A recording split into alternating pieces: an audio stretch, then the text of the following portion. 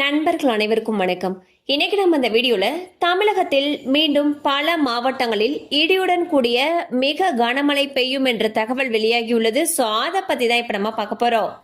டிட்வா புயல் காரணமாக வட தமிழகத்தில் அநேக இடங்களிலும், தென் தமிழகத்தில் ஓரிரு இடங்களிலும், புதுச்சேரி மற்றும் காரைக்கால் பகுதிகளிலும் இடி மின்னலுடன் கூடிய மிதமான மழை பெய்யக்கூடும் என்று வானிலை ஆய்வு மையம் தெரிவித்துள்ளது. குறிப்பாக திருவள்ளூர், ராணிப்பேட்டையில் அதி கனமழைக்கு வாய்ப்புள்ளதால் ரெட் அலர்ட் எச்சரிக்கை விடுக்கப்பட்டுள்ளது.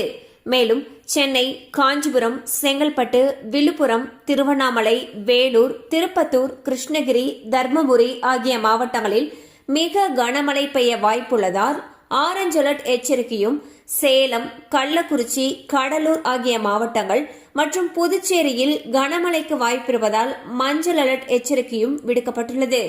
மேலும் சென்னை, திருவள்ளூர், செங்கல்பட்டு, விழுப்புரம், கடலூர், மயிலாடுதுறை, நாகை ஆகிய மாவட்டங்கள் மற்றும் புதுச்சேரி மற்றும் காரைக்காலில் இன்று மிக பலத்த தரைக்காற்று வீசக்கூடும் என்று வானிலை ஆய்வு மையம் எச்சரிக்கை விடுத்துள்ளது.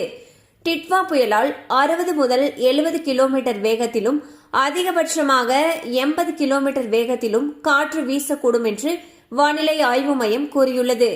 மேலும் 13 மாவட்டங்களில் 55 முதல் 65 கிலோமீட்டர் வேகத்திலும், சில சமயம் 75 கிலோமீட்டர் வேகத்திலும் பலத்த காற்று வீசக்கூடும் என்றும் வானிலை ஆய்வு மையம் எச்சரிக்கை விடுத்துள்ளது. சோ பாத்தீங்கன்னா, டிட்வா புயல் காரணமாக தமிழகத்துல பல மாவட்டங்கள்ல கனமழைக்கு வாய்ப்பு இருப்பதாக வானிலை ஆய்வு மையம் அறிவிச்சிருக்காங்க. அண்ட் பல மாவட்டங்களுக்கு ரெட் அலர்ட் எச்சரிக்கையும், சில மாவட்டங்களுக்கு ஆரஞ்சு அலர்ட் எச்சரிக்கையும் விடுக்கப்பட்டிருக்கு.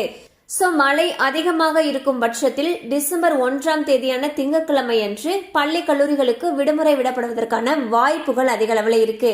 கண்டிப்பா அந்த அப்டேட் உங்களுக்கு பயனுள்ளதா இருந்திருக்கும் நம்புறோம். மேலும் இது போல அப்டேட்ஸ் உங்களை உடனே ரீச் ஆகணும்னு நினைச்சீங்கன்னா நம்ம சேனலோடு தொடர்ந்து இணைந்திருங்கள். தேங்க்யூ ஃபார் வாட்சிங்.